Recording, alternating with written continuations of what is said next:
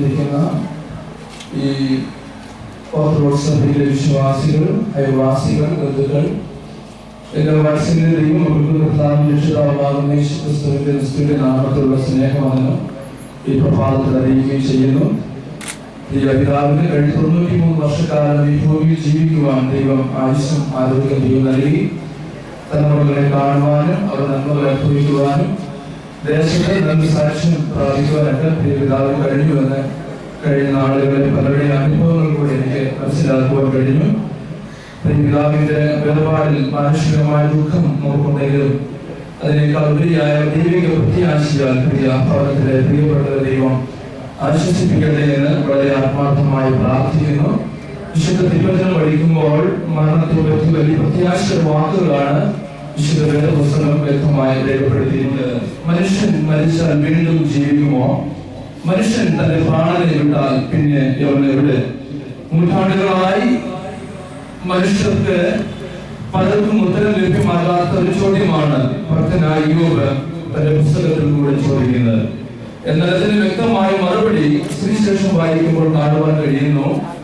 എന്നെ വിശ്വസിക്കുന്നവൻ മരിച്ചാലും വീണ്ടും ജീവിക്കും. എന്നെ കേൾക്കുന്ന വയസ്സിലെ പ്രിയപ്പെട്ടവരെ ഓർപ്പിക്കരുത്, മാനുഷികമാകുന്ന ഈ വേർപാടെന്ന് പറയുന്നത് താൽക്കാലികമാകുന്ന വിടവാങ്ങൽ മാത്രമാണ്. മനുഷ്യന് ഇവിടുത്തെ ഈ ഭൂമിയിലെ ആയുസ് കഴിഞ്ഞ ശേഷം നിത്യമായ ജീവിതമുണ്ടെന്ന് വിശുദ്ധ വേദപുസ്തകം വളരെ വ്യക്തമായിട്ട് നമ്മെ പഠിപ്പിക്കുന്നു. താൽക്കാലികമാകുന്ന ഒരു ജീവിതം കഴിഞ്ഞ് നിത്യമാകുന്ന ഒരു ജീവിതത്തിലേക്കാണ് പിതാവ് പോയിരിക്കുന്ന സത്യം നമ്മൾ ഇന്ന് പകർവുകളെ മനസ്സിലാക്കണം. അതുകൊണ്ടാണ് യേശു പറയുന്നത്, എന്നിൽ വിശ്വസിക്കുന്നവൻ മരിച്ചാലും ജീവിക്കും. വീണ്ടും പൗലോസ് അപ്പോസ്തലൻ ഫിലിപ്പിയ ലേഖനത്തിൽ ഇങ്ങനെ ഓർപ്പിക്കുന്നു, വിട്ടുപിരിഞ്ഞ് ക്രിസ്തുവിനോട് ചേരുവാൻ എനിക്ക് ആവശ്യമുണ്ട്. അത് അത്യുത്തമം. മനുഷ്യന്റെ ആയുസ് 70 സംവത്സരം, ഏറെയായാൽ 80 സംവത്സരം. എന്നാൽ അതിനേക്കാൾ 13 വർഷം കൂടെ ജീവിക്കുവാൻ പിതാവിന്റെ ദൈവം ആയുസ് നൽകി. ദൈവസഭ, കൊച്ചുവൈദ്യ സഭയുടെ എല്ലാവിധമാകുന്ന പ്രത്യാശയുടെ വാക്കുകളും അവിടെയുള്ള ദൈവമക്കളുടെ പ്രത്യാശയുടെ വാക്കുകളും അറിയിക്കുന്നു.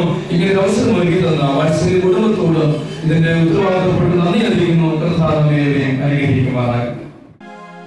ഭയപ്പെടേണ്ട, ഞാൻ മരിച്ചവനായിരുന്നു, എന്നാലിതാ എന്നേക്കും ജീവിച്ചിരിക്കുന്നു. മരണത്തിൻ്റെയും പാതാളത്തിൻ്റെയും താക്കോൽ എൻ്റെ കൈവശം ഉണ്ട്. ഞാൻ ആൽഫയും ഒമേഗയുമാകുന്നു എന്ന് ഇരിക്കുന്നവനും ഇരുന്നവനും വരുന്നവനുമായി സർവശക്തിയുള്ള ദൈവമായ കർത്താവ് ഇതാരുളി ചെയ്യുന്നു.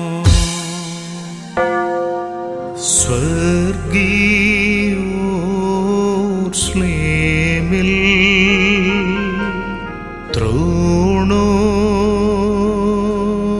ത്രോണോസിങ്കൽ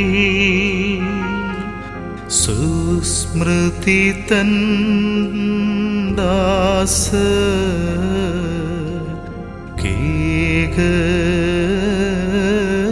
കേകടീശൻ.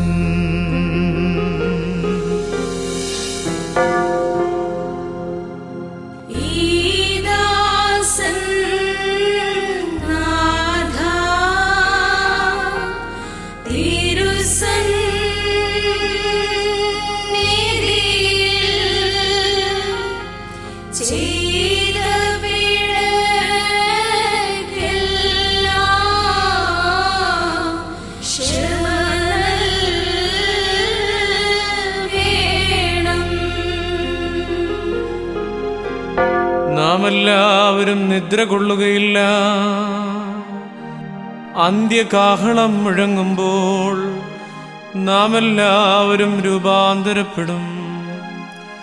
മരിച്ചവർ അക്ഷയരായി ഉയർക്കുകയും നാം രൂപാന്തരപ്പെടുകയും ചെയ്യും.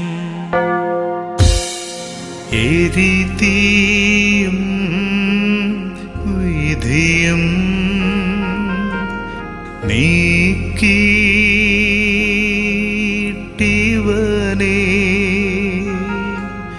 കാക്കുക നിൻ തനുവാൽ രക്തത്താലും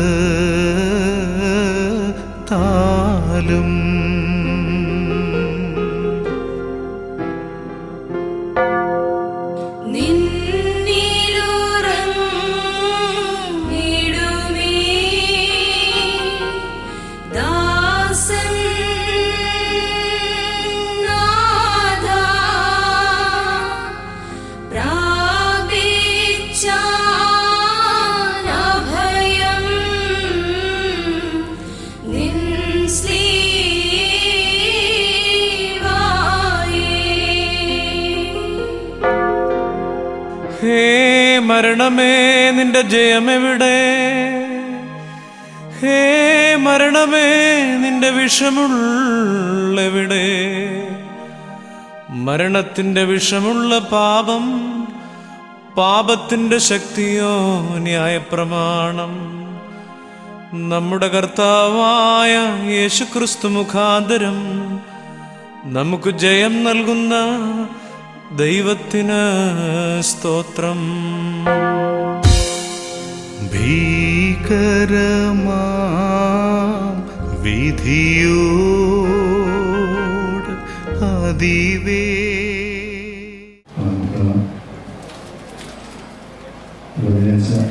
സഹോദരങ്ങളെ, ദൈവത്തിന്റെ തിരുഹിതമനുസരിച്ച് മനുഷ്യന് ജന്മം നൽകുന്നു. അവിടുന്ന് തിരുഹിതമാവുമ്പോൾ നമ്മെ അവിടുന്ന് തിരികെ വിളിക്കുന്നു. സ്വസംസ്കാര ശുശ്രൂഷയുടെ ദൈവത്തിന്റെ തിരുഹിതം വായിക്കുന്ന ശ്രമിക്കുന്നുണ്ട്. കന്യകമാരുടെ ഉപമയിൽ മണവാളിനെ എതിരേൽക്കുവാൻ തയ്യാറായി പുറപ്പെടുന്ന 10 കന്യകമാരുടെ ഉപമ യേശു പഠിപ്പിക്കുന്നുണ്ട്. വേഗമുള്ളവർ തങ്ങളുടെ ദൗത്യം അത് പൂർത്തീകരിക്കുവാൻ വേണ്ടതായ കാര്യങ്ങൾ ക്രമീകരിച്ച് അവർ ഒരുങ്ങി ഇരിക്കുന്നു. വേഗശൂന്യരായിട്ടുള്ളവർ തങ്ങളുടെ ദൗത്യം അവരിലേക്ക് കൊടുത്തു എങ്കിലും അതവരുടെ പൂർണ്ണതയിലെത്തിക്കുവാൻ അവർക്ക് സാധിക്കുന്നില്ല. മറ്റു ചിലർക്ക് 2 ആയിരിക്കാം, മറ്റു ചിലർക്ക് 5 ആയിരിക്കാം.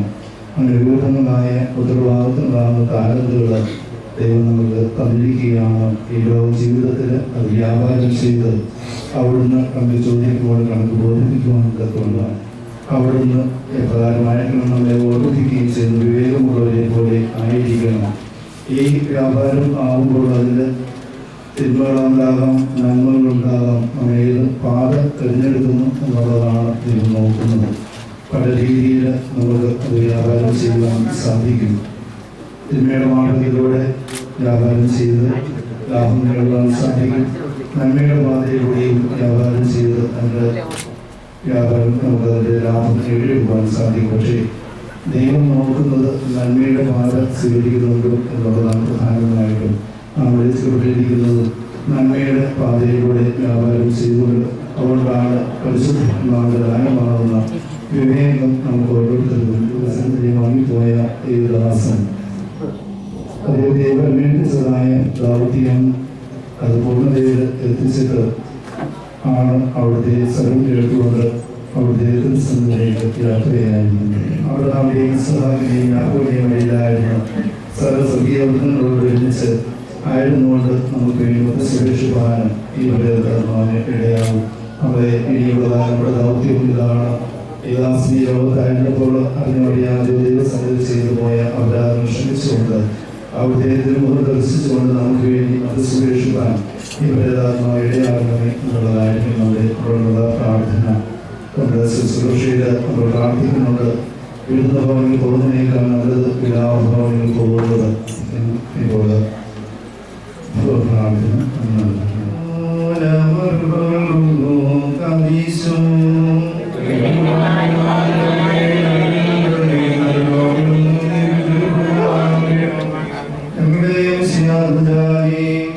നിന്റെ സർവജന്മം കൊണ്ട് നിർപ്രാവശ്യന്റെ സ്വർഗീയവാഗ്ദാനം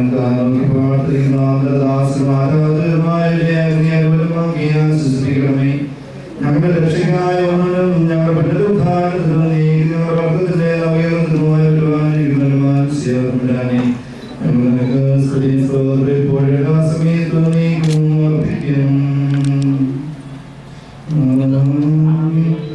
ഞങ്ങളുടെ ദൈവം കൃപ ചെയ്യും.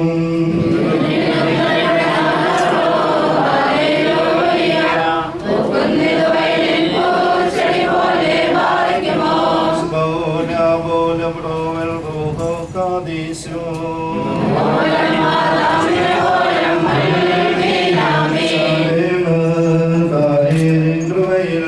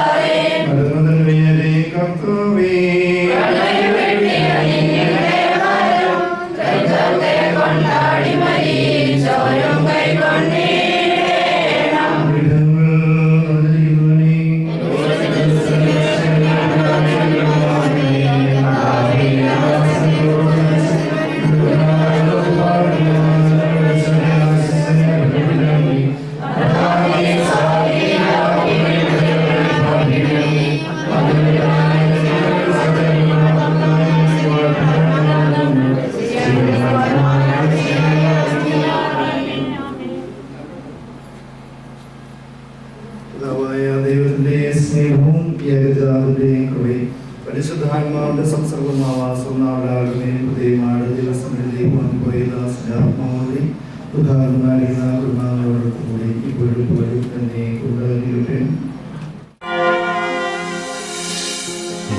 വൈരൂപ്യം സുമുഖ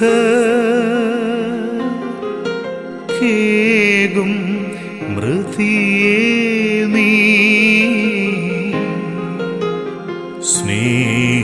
സ്നേഹിതനോടുമോ ദീപ്പോനെ ഖേദിപ്പിക്കും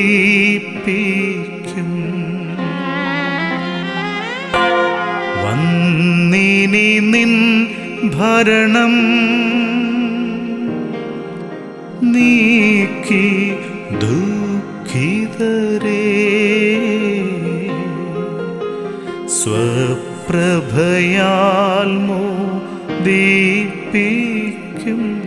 നാഥൻ ധന്യൻ.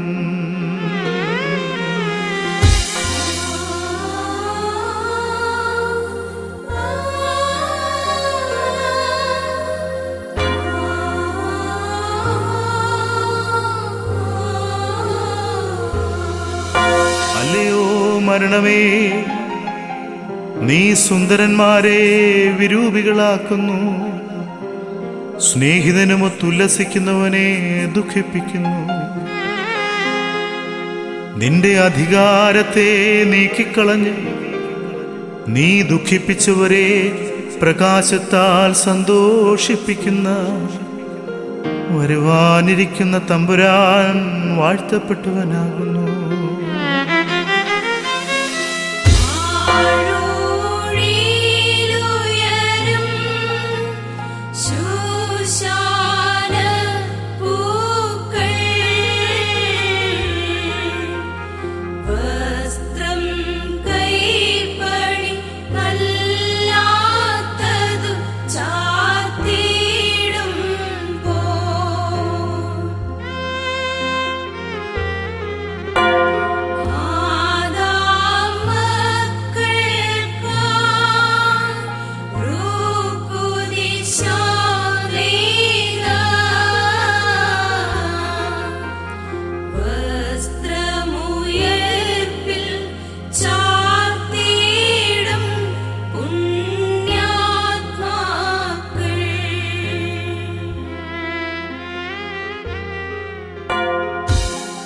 കാനന പുഷ്പങ്ങൾ അമാനുഷിക കരങ്ങൾ നെയ്ത വസ്ത്രം ധരിക്കുന്നത് പോലെ